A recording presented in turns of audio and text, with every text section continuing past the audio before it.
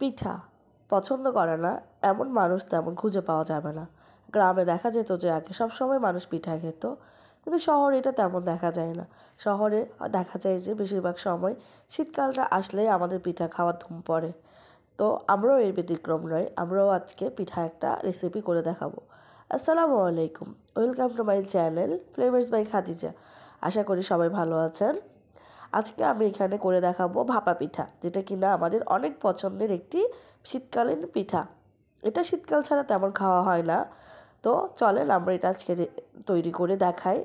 এখানে আমি প্রায় 2 কেজি চালের গুঁড়ি নিয়ে নিয়েছি। এখানে আমি প্যাকেটের গুঁড়িটা নিয়েছি। তো এখানে আমি পরিমাণ মতো লবণ দিয়ে অল্প অল্প করে পানি দিয়ে আস্তে আস্তে ডোটা রেডি করতে হবে। একসাথে অনেকগুলো পানি দেওয়া যাবে না, কারণ একসাথে দিলে এটা পানির মাপটা বোঝা যাবে না। এজন্য অল্প অল্প করে পানি দিয়ে এটা একটা ঝরঝরে ডোয়ের মতো, ডো না, এটা অ্যাকচুয়ালি চালের একটা মিক্সচার করে নিতে হবে। ভাপা পিঠাটা বেশিরভাগ ক্ষেত্রে মা চাচিদের হাতে বেশি ভালো লাগে। এটা আজকে আমার শাশুড়ি করে দেখাচ্ছে, সো এটা আপনাদের সাথে শেয়ার করলাম। মায়ের হাতের ভাপা পিঠা। এখানে উনি, আমার শাশুড়ি মা, অল্প অল্প করে পানি দিয়ে এটা মিক্সড করে নিচ্ছে। এটা যতক্ষণ পর্যন্ত না একটা ঝরঝরে একটা ডোয়ের মতন হবে, ততক্ষণ পর্যন্ত এটাকে আস্তে আস্তে হাতে মাখাতে হবে। এখানে আমাদের পানি দেওয়াটা শেষ, তো এটা কিছুক্ষণ রেস্টে, যদি এটা ওভারনাইট রেখে দিতে পারেন তাহলে সবচেয়ে বেশি ভালো রেজাল্ট পাওয়া যায়। কিন্তু এটা আমরা প্রায় 1 ঘন্টার মতো রেস্টে রেখেছিলাম। এরপরে এটাকে আমরা একটা হাতার সাহায্যে এটাকে আমরা ছেঁকে নিব। আপনারা চাইলে কোনো ঝুড়ি অথবা স্টিলের কোনো হাতা দিয়ে এটা চালতে পারেন।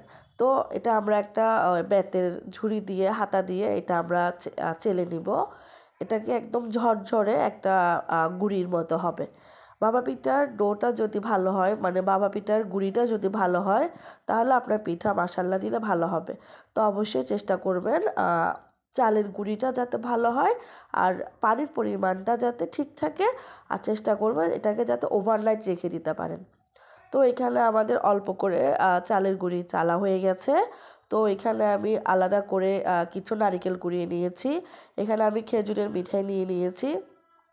এগুলো দিয়ে আমরা পিঠা বানাবো। এখানে আমি 3টা পিঠা বানানোর জন্য ছোট ছোট বাটি নিয়েছি। আপনারা আপনাদের পরিমাণ মতো, সাইজ অনুযায়ী আপনারা পিঠার মাপটা দিবেন।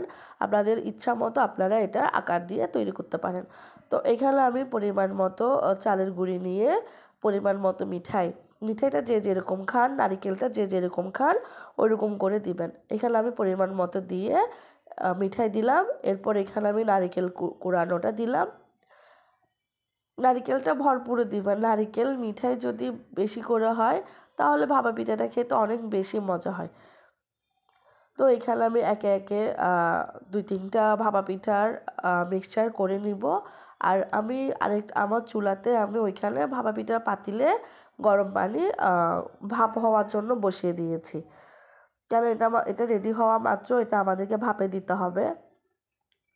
ভাপা পিঠা পছন্দ করে না এমন মানুষ খুঁজে পাওয়া যাবে না। আর এই পিঠাটা তেমন দেখা যায় না শীতকাল ছাড়া। এই পিঠাটা সচরাচর শীতকালে বেশি খাওয়া পড়ে। তো এর ব্যতিক্রম আমরাও নই। এটা আমাদের ফার্স্ট পিঠা খাওয়া হচ্ছে এইবারে শীতে। শীত তো যাই অবস্থা। তো আপনারা কি ঘরে বানিয়ে খেয়েছেন? অবশ্যই আপনারা জানাবেন। এখানে আমি 3টা পিঠা বানিয়ে নিয়েছি একটা একটা করে। আপনারা অবশ্যই পিঠার মিক্সচারটা রাত্রে করে রাখবেন, আমি বারবার বলবো। এতে করে পিঠাটা খেতে অনেক বেশি ভালো হয়। আর চালের গুঁড়িটা অবশ্যই আপনারা একটা ভালো দেখে নেবেন, আর হাতে করা চালের গুঁড়ি সবচেয়ে বেশি ভালো হয়। তো এখানে আমার 3টা পিঠা বাটি রেডি হয়েছে। এখানে আমি একটা ভিজা কাপড় দিয়ে, এটা অবশ্যই কাপড়টাকে ভিজা থাকতে হবে। এটাকে আগের থেকে একটু পানিতে ভিজিয়ে রাখবেন। এতে করে পিঠাটা কাপড়ের সাথে লেগে যাবে না। যদি শুকনা কাপড় হয় তাহলে এটা আপনার চালের গুঁড়িটা যখন ভাপ হবে, সিদ্ধ হবে পিঠাটা, তখন এটার সাথে লেগে যাবে। তো অবশ্যই চেষ্টা করবেন না, অবশ্যই মাস্ট বি এটাকে ভিজিয়ে রাখতে হবে পানিতে। যতবারই দিবেন ততবারই বাটিটাকে ধুয়ে তারপরে দিতে হবে কাপড়টাকে। এখানে আমি ভাপা পিঠার পাত্রে আমি আমার পিঠাগুলো দিয়ে দিচ্ছি। ভাপা পিঠা যদি একসাথে অনেকগুলা বানানো যায় তাহলে বেশি ভালো হয়, কেননা একটা পিঠা দুইটা পিঠা হইতে হইতে অনেক সময় লাগে। এতে দেখা যায় একজন খায় একজন খায় না। তো অবশ্যই চেষ্টা করবেন একটু বড় পাতিলে নেওয়ার জন্য আর দুইটা পাতিল বসানোর জন্য, তাহলে ইনস্ট্যান্ট হয়ে যায় এবং সবাই গরম গরম খেতে পারে। তো এখানে আমি একে একে পিঠাগুলো দিয়ে দিব। পিঠাগুলো প্রায় আমি এখানে 10 মিনিটের মতন ভাপে দিব। 10 মিনিটের ভিতরে আমার পিঠাগুলো রেডি হয়ে যাবে। তো এইখানে আমি একে একে পিঠাগুলো দিয়ে দিলাম। আমি অ্যাকচুয়ালি পুরো প্রসেসটা দেখাচ্ছি, কেননা এখানে অনেকেই আছে যারা কিনা ভাপা পিঠা বানাতে পারে না। আমিও অ্যাকচুয়ালি ব্যতিক্রম নই, আমিও আস্তে আস্তে শিখেছি। আমার ডোটা আমার শাশুড়ি করে দিয়েছে, বাকি প্রসেসিংটা আমি করেছি। তো অবশ্যই আপনারা আমার পাশে থাকবেন, আমাকে আগের ভিডিওগুলোর মতো লাইক কমেন্ট সাবস্ক্রাইব করবেন, আমাকে ভালোবাসা দিবেন, ভুল ত্রুটিগুলো ক্ষমা দৃষ্টিতে দেখবেন। এখানে আমার পিঠাগুলো প্রায় 10 মিনিট লাগে নাই, 8 মিনিটের ভিতরে হয়ে গেছে। এখানে আমি একে একে করে আমার পিঠাগুলো নামিয়ে ফেলবো। হয়ে গেল আমার ভাপা পিঠা।